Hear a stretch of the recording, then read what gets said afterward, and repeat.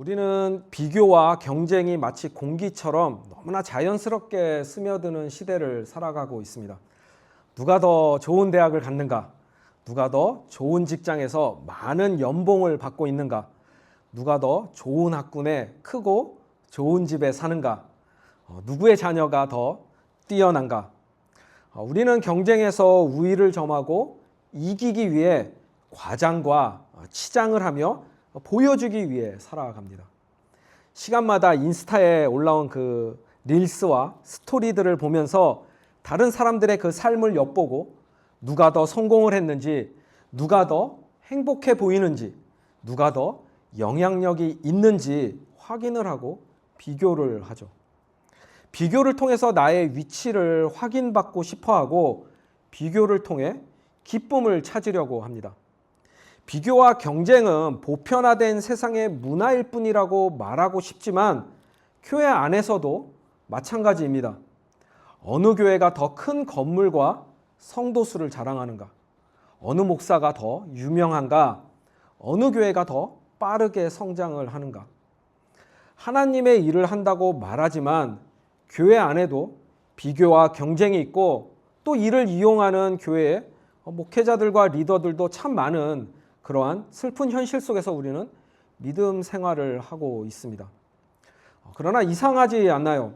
우리는 비교를 통해서 찾아오는 그 우월감을 통해서 기쁨을 찾으려고 하지만 비교는 우리에게 기쁨이 아니라 오히려 불안감을 주고 초조하게 만듭니다.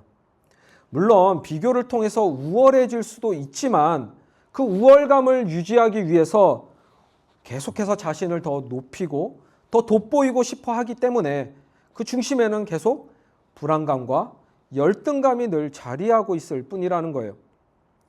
오늘날을 살아가는 사람들에게 더 이상 고통과 고난보다 어쩌면은 더 정체성의 위기가 더 찾아와 있는지도 모릅니다.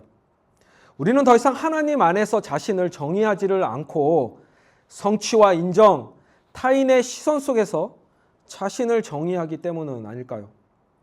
그렇기에 비교와 경쟁이 어느 사이 우리 존재를 규정하는 그 기준이 되어버렸다는 것입니다.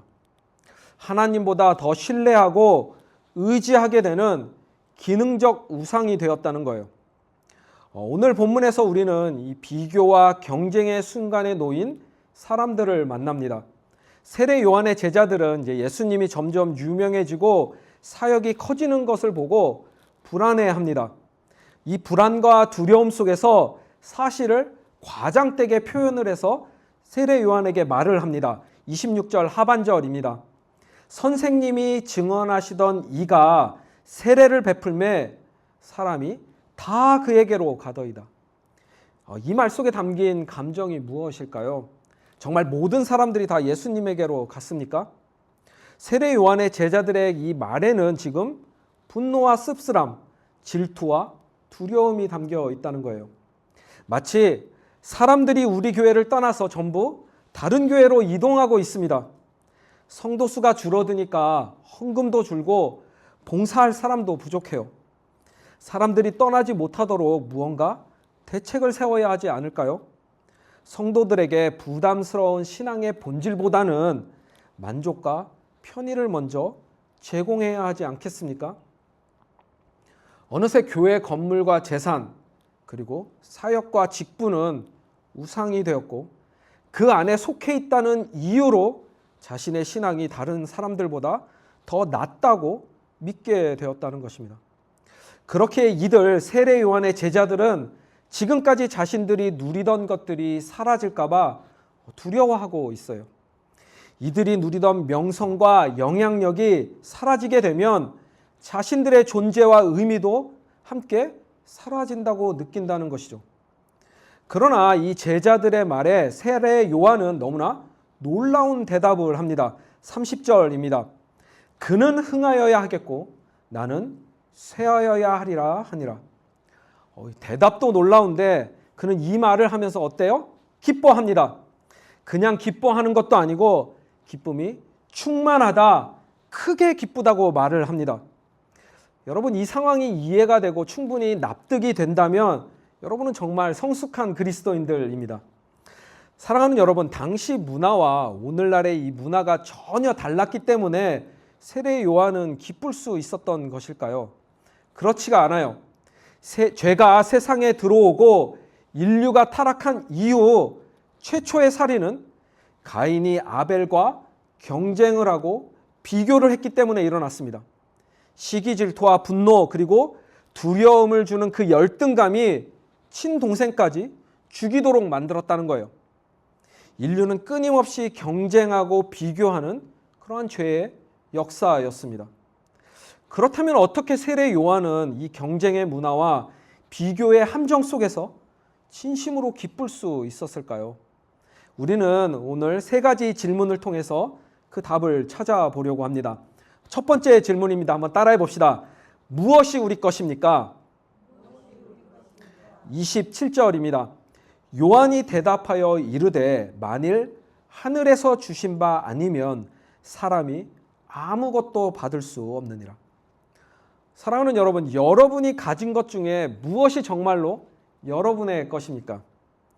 여러분은 태어나면서 내가 속할 그 가정을 선택할 수 있었나요? 살아갈 시대와 국가 그리고 장소를 선택할 수 있었습니까? 여러분이 지금까지 만나고 함께했던 그 수많은 관계들과 그리고 선택의 기회들이 전부 우연이나 아니면 여러분들의 노력으로 일어난 일인가요? 이 모든 것은 하나님의 주권의 영역 안에서 하나님으로부터 주어진 것들입니다. 여기에는 여러분을 향한 부르심과 구원도 포함이 되어 있어요. 그런데 우리는 마치 우리가 가진 이 모든 것들이 우리의 노력으로 얻은 것처럼 행동을 한다는 거예요. 우리의 성공을 자랑하고 다른 사람과 비교를 하면서 우월감을 느낍니다. 만약 남들과 비교를 했을 때 가진 것이 적게 느껴지면 바로 어떻게 합니까?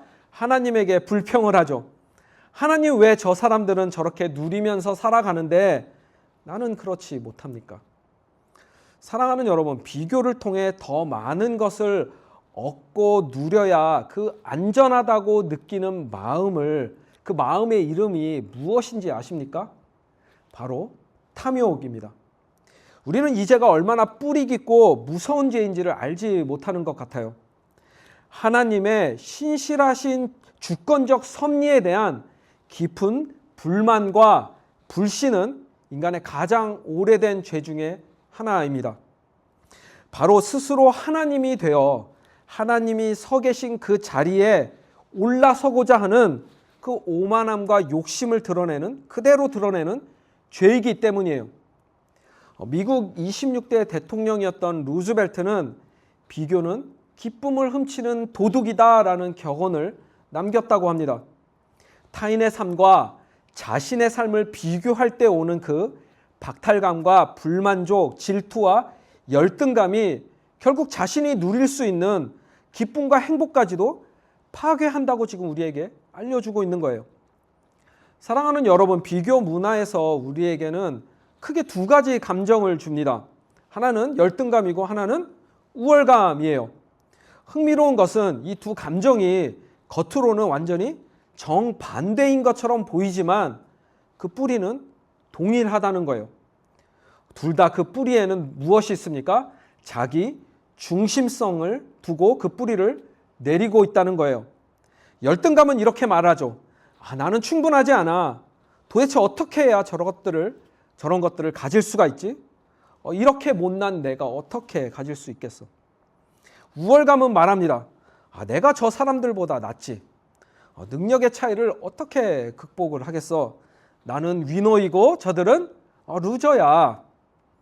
잘 보면 이 두 사람의 말에 1인칭 주어가 나입니다.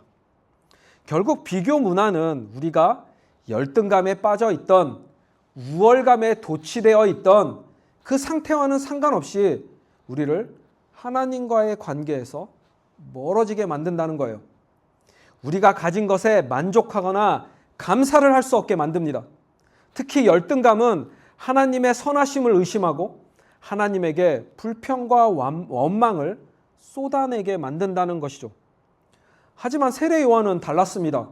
그는 만족을 하고 크게 기뻐합니다. 세례 요한 그 자신이 지금까지 누리고 왔던 그 많은 것들이 사라져가고 있는데 크게 기쁘다고 말을 한다는 거예요. 그 이유를 우리가 살펴보면 너무나 심플합니다. 그 인생의 주인이 자기가 아니라 누구예요? 하나님이기 때문이라는 거예요. 하나님이 그의 주님이셨습니다. 그는 자신이 받은 것, 자신이 가지고 있는 그 모든 것들이 하나님으로부터 주어진 그 선물임을 알았다는 거예요. 그렇게 자신의 사역, 영향력, 명성, 심지어 제자들까지도 하나님이 자신에게 맡겼다가 거두어 가실 수 있음을 너무나 잘 알고 있었습니다. 그는 자신의 사역이 지금 점점 작아지는 그 순간에도 실패가 아닌 하나님의 뜻이 이루어져 가고 있는 것을 볼 수 있었다는 것이죠. 하나님의 사람은 이렇게 고백을 합니다. 하나님이 내 전부라면, 그리고 하나님만으로 충분하다면 나는 이미 이 세상의 모든 것을 가진 사람입니다. 사랑하는 여러분, 우리가 가진 것 중에 정말 우리의 것이 무엇입니까?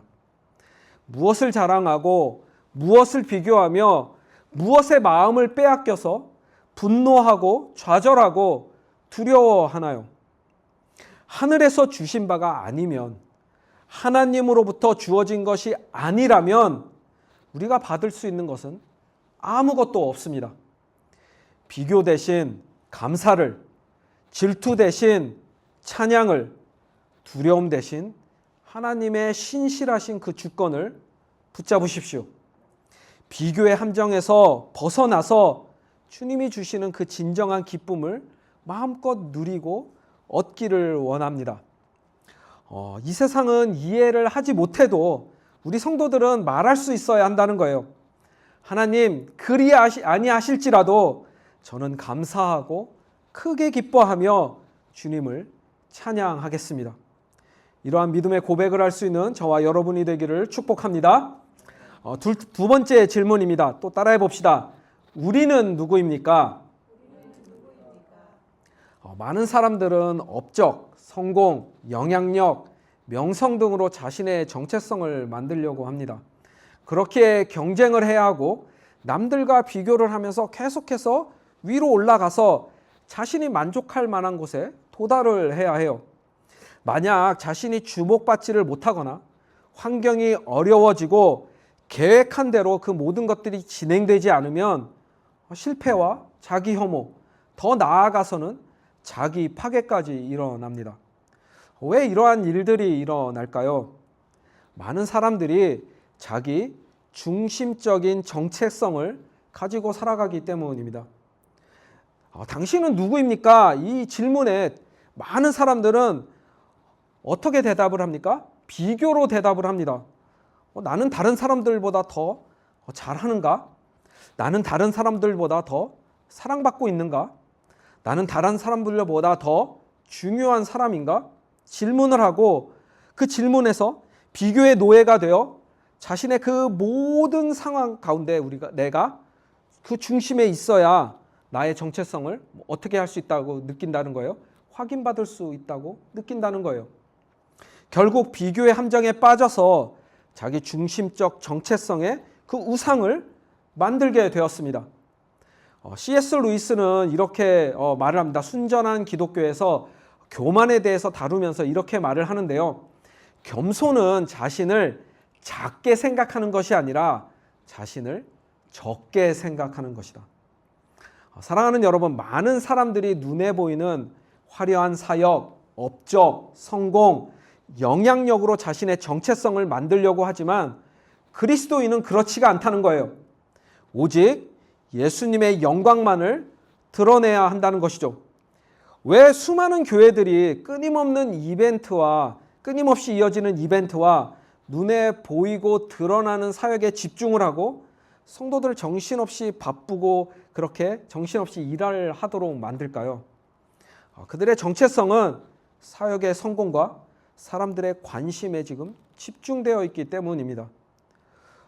오늘 본문에 등장하는 세례 요한의 제자들처럼 영적 경쟁심과 비교의 전형적인 모습을 지금 보여주고 있다는 거예요. 사랑하는 여러분, 그리스도의 정체성은 자기 중심이 아니라 예수 그리스도 중심이어야 합니다. 어떻게 세례 요한은 나는 반드시 쇠하여야 한다고 고백할 수 있었을까요? 많은 사람들에게 낮아지고 작아지고 약해지고 사라진다는 것은 실패가 아닙니까? 그렇다면 지금 세례 요한은 결국 실패감과 패배감에 빠져서 자포자기하는 심정으로 나는 반드시 쇠하여야만 해 이렇게 고백을 하고 있는 것일까요? 그렇지가 않다는 거예요. 그는 점점 작아지고 낮아지는데 희미하게 사라져 가는데 오히려 크게 기뻐하며 자신은 기쁨에 가득 차 있다고 고백을 합니다. 그는 예수님이 영광을 받으시기에 기뻐할 수 있었다는 거예요. 신학자 D.A. 칼슨은 세례 요한의 고백을 이렇게 설명을 합니다. 세례 요한의 쇠함은 사역의 실패가 아니라 하나님의 구속 역사에서 의도된 전환이다. 그는 구약의 마지막 선지자로서 메시아를 가리키는 역할을 충실히 완수했기 때문이다. 세례 요한은 자신이 누구인지 자신의 정체성을 잘 알고 있었습니다. 28절입니다. 내가 말한 바 나는 그리스도가 아니요 그의 앞에 보내심을 받은 자라고 한 것을 증언할 자는 너희니라. 세례 요한은 자신의 정체성을 제자들에게 그리고 우리에게 지금 분명히 알려줍니다. 그는 메시아가 아니라 예수님의 증인입니다. 세례 요한은 자신의 정체성을 세상으로부터 찾지 않았어요. 그는 하나님의 부르심에서 자신의 정체성을 찾았습니다. 이것이 바로 복음이 우리에게 주는 흔들리지 않는 정체성입니다. 그렇다고 이 말이 여러분들의 자아를 없애거나 사라지게 만들라는 말이 아니에요. 그리스도인의 정체성은 이 자아가 사라지는 것이 아니라 자기 중심에서 내려와서 그 중심에 예수님이 계시도록 만들라는 거예요. 우리 안에서 자아의 재정렬이 일어나야 한다는 것이죠. 예수님 중심의 자아로 재정렬이 일어난 그 정체성이 바로 그리스도인이라는 것입니다.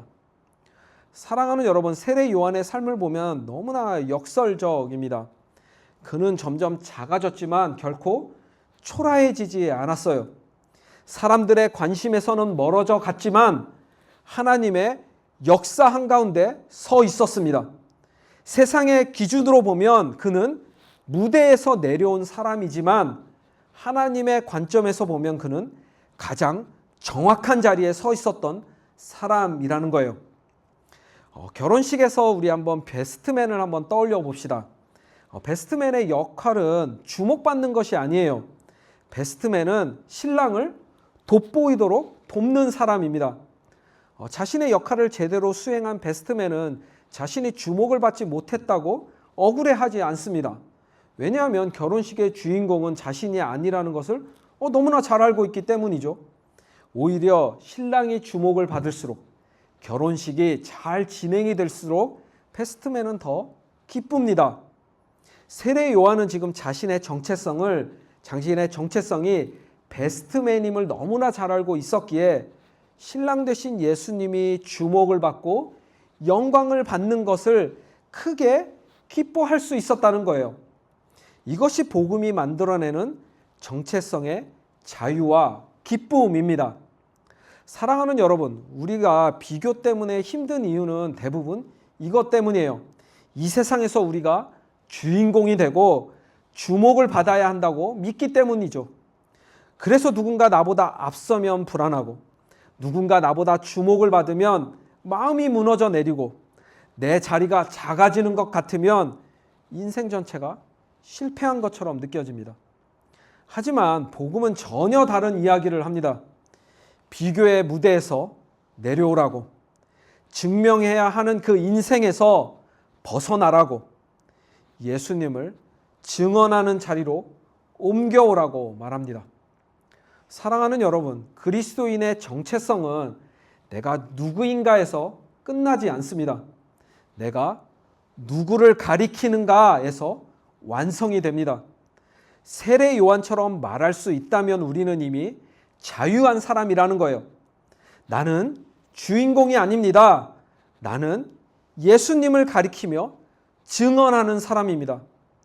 세상은 전혀 이해하지 못하는 바로 그 고백의 자리에서 비교는 사라지고 진정한 큰 기쁨이 시작될 것입니다.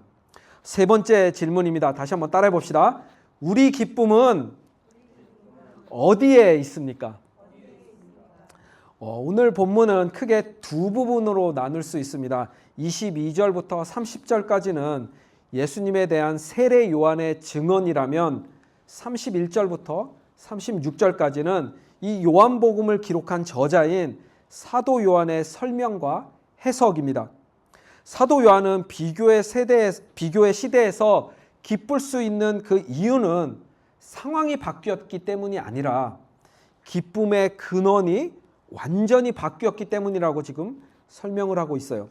31절입니다. 위로부터 오시는 이는 만물 위에 계시고 땅에서 난 이는 땅에 속하여 땅에 속한 것을 말하느니라.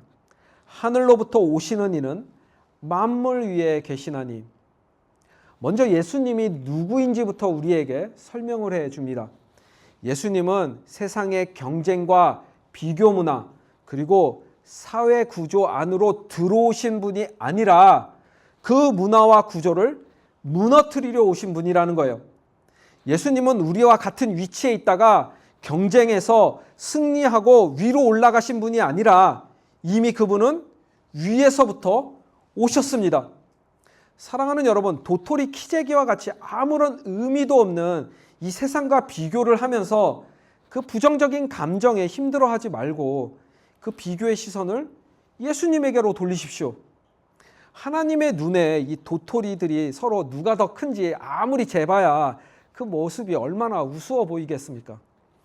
예수님에게 그 시선을 우리가 돌리고 고정을 한다면 우리는 너무나 명확하게 우리의 정체성을 확인하고 볼 수 있다는 거예요. 우리는 땅에서 나서 땅에 속한 사람들입니다. 우리는 유한하고 제한적인 존재들이에요. 우리는 반드시 죽습니다. 하지만 예수님은 위로부터 오셨어요. 예수님은 영원하시고 무한하시며 생명 그 자체이십니다. 결정적으로 예수님은 하나님이 사랑하는 아들이며 모든 창조 세계가 다 주님의 손에 있어요. 여러분, 이것이 바로 언감생심, 비교 불가 아닙니까? 이렇게 예수님과 우리가 비교를 해보니까 우리는 큰 좌절에 빠지고 그러면 실패감을 맛봐야 하는데 그렇지 않잖아요. 왜 그렇습니까? 우리 그리스도인의 정체성 그 중심에 누가 계세요? 예수님이 계시기 때문이죠. 기쁨의 근원인 예수님이 우리 안에 dwell, 거하고 계시고 우리와 함께 예수님 안에서 우리는 그 예수님의 증인이라는 정체성을, 분명한 정체성을 가지고 있다는 것이죠. 사랑하는 여러분, 예수님 안에서 우리에게 더 이상 비교나 경쟁은 아무런 의미가 없습니다. 36절입니다. 아들을 믿는 자에게는 영생이 있고 아들에게 순종하지 아니하는 자는 영생을 보지 못하고 도리어 하나님의 진노가 그 위에 머물러 있느니라. 우리 그리스도인에게는 지금 무엇이 있습니까? 이미 시작된 영생 그리고 완성될 영원한 생명이 지금 우리에게 있다는 거예요. 주님이 주시는 그 영원한 생명은 더 이상 비교로 나를 증명하지 않아도 되는 삶을 살도록 만듭니다. 더 이상 남들의 시선으로 나의 가치를 판단하거나 재단하지 않아도 되는 삶이라는 거예요. 우리는 하나님의 이처럼 사랑, 하나뿐인 아들까지 우리를 구원해 주시기 위하여서 십자가에 내어주신 그 사랑을 받은 하나님의 자녀들입니다. 그렇게 우리는 비교나 경쟁 앞에서 흔들리지 않아요. 왜냐하면 기쁨의 근원이 나의 성취가 아니라 예수님이 이미 십자가에서 완성하신 영원한 생명으로의 성취이기 때문입니다. 사랑하는 여러분, 우리는 이제 세 가지 질문을 통해서 비교의 시대에서 기쁠 수 있는 이유를 찾아보았습니다. 알아보았습니다. 첫째, 무엇이 우리의 것입니까? 그 무엇도 결국은 우리의 것이 아닙니다. 모든 것은 하나님으로부터 주어진 것이에요. 우리는 자족하고 감사하며 기뻐해야 한다는 것이죠. 두 번째, 우리는 누구입니까? 우리는 예수님 중심의 자아로 정체성이 재정렬된 그리스도인입니다. 우리는 주인공이 아니라 신랑 되신 예수님을 가리키는 증인입니다. 그렇게 예수님만 드러내고 나타내는 삶을 살아야 하죠. 세 번째, 우리의 기쁨은 어디에 있습니까? 우리의 기쁨은 우리 안에 거하시는 기쁨의 근원인 예수님 안에 있습니다. 우리가 크게 기쁠 수 있는 이유는 주님은 반드시 흥하시고 영광을 받으시며 그분의 영광 안에 우리의 생명이 안전하게 숨겨져 있기 때문이에요. 이것이 바로 복음의 역설입니다. 주님 앞에서 우리가 작아질수록 우리의 기쁨은 더 커질 거예요. 우리가 내려놓을수록 우리의 자유는 더 깊어지고 풍성해질 것입니다. 사랑하는 여러분, 이 비교의 시대 한가운데서 세상은 우리에게 묻습니다. 당신은 얼마나 가지고 있는가? 얼마나 인정받고 사랑받고 있는가? 당신은 어디까지 올라갔고 또 어디까지 올라갈 것인가? 하지만 복음은 우리에게 전혀 다른 질문을 합니다. 당신은 누구 안에 있습니까? 예수님 안에 있다면 우리는 이미 모든 것을 가진 사람이라는 거예요. 예수님 안에 있다면 우리는 더 이상 그 무엇과도 비교하지 않아도 됩니다. 하나님만이 내 전부이시고 하나님만으로 충분하기에 나는 이미 모든 것을 가진 사람입니다. 나는 예수님만 드러내고 예수님만 증언하는 증인으로 살겠습니다. 이 믿음의 고백 위에 비교 대신 감사를, 두려움 대신 평강을, 경쟁 대신 온전한 큰 기쁨을 누리며 주님 안에서 믿음으로 영원한 생명을 누리는 저와 여러분이 되기를 주님의 이름으로 간절히 축복합니다. 아멘.